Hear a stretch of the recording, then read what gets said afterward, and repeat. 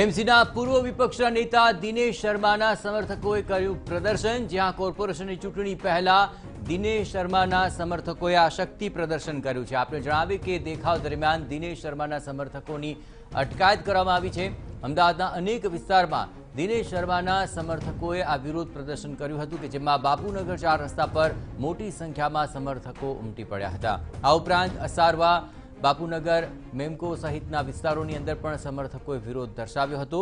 દિનેશ શર્માના સમર્થનની અંદર સમર્થકોનું આ વિરોધ પ્રદર્શન અને શક્તિ પ્રદર્શન થયું, ત્યારે આ સમગ્ર મામલે સમર્થકોની અટકાયત પણ કરવામાં આવી હતી।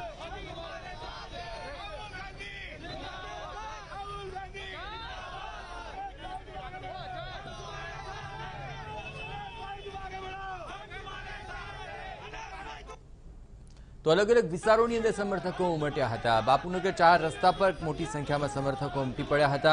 ए वखते पोलीस बंदोबस्त पण त्यां गोठाव्यो हतो अने तेमने रोकवानो प्रयत्न कर्यो हतो, परंतु आखिर मोटी संख्या में समर्थकों त्यां उमट्या अने नारेबाजी करी रह्या हता।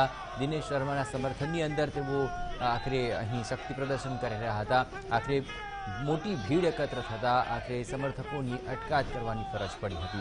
देखाव दरमियान तेमणे भारे सूत्रोच्चार कर्या हता अने कोर्पोरेशन में विपक्षना नेता दिनेश शर्माना समर्थननी अंदर तेओ आ शक्ति प्रदर्शन करता आगळ वधी रह्या हता, जेमने अटकावाया, परंतु मोटी संख्या में एकत्रित थयेला समर्थको आखिरे मान्या नहीं, सतत सूत्रोच्चार करता रह्या अने आखिरे समर्थकोनी अटकायत करवी पड़ी हती। आपणे जणावीए के बापूनगर 4 रस्ता, मेमको, आ उपरांत अन्य विस्तारोनी अंदर पण समर्थको मोटी संख्या में उमट्या हता, पण खास करीने बापूनगर 4 रस्ता पर मोटी संख्या में समर्थकों की भीड़ एकत्र थई हती।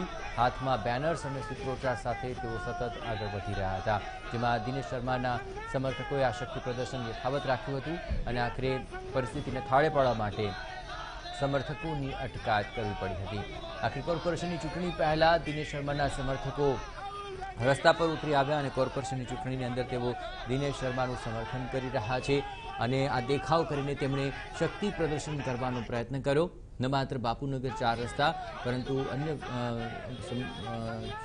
विस्तारों अंदर पण आखिर समर्थननी अंदर तमाम कार्यकर्ताओं आगळ आव्या हता, जेमां मेमको, बापूनगर 4 रस्ता, आ उपरांत असारवा, आ तमाम विस्तारों अंदर पण समर्थको हाथ में बेनर साथे सूत्रोच्चार करता मोटी संख्या में उमट्या हता, परंतु आखिर मोटी संख्या में भीड़ एकत्र थई अने तेने विखेरवा माटे अने तेमने समजाववाना प्रयत्नो थया, पण आखिरे समर्थकोनी अटकायत करवामां आवी। आज मामले વધુ વિગતે વાત કરવા માટે જોડાઈ રહ્યા છે ટીવી9 સંવાદદાતા જિગ્નેશ, હાલ શું પરિસ્થિતિ છે અને કયા કયા વિસ્તારની અંદર સમર્થકો ઉમટ્યા હતા અને ક્યાં ક્યાં તેમની અટકાયત થઈ?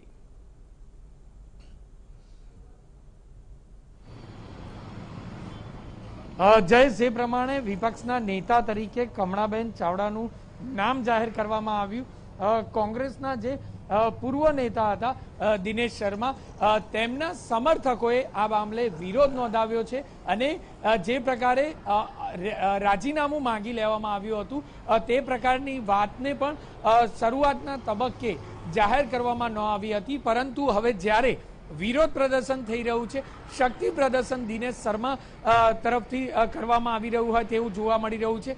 આ બાબતને જોતા સ્પષ્ટ લાગી રહ્યું છે કે કોંગ્રેસમાં જે વિરોધનો વંટોળ હતો તે હવે ચરમસીમાએ પહોંચી ચૂક્યો છે અને જે કોંગ્રેસના જ નેતાઓ છે તેમાં ભાગલા પડ્યા હોય તે પ્રકારની વાત બહાર આવી રહી છે।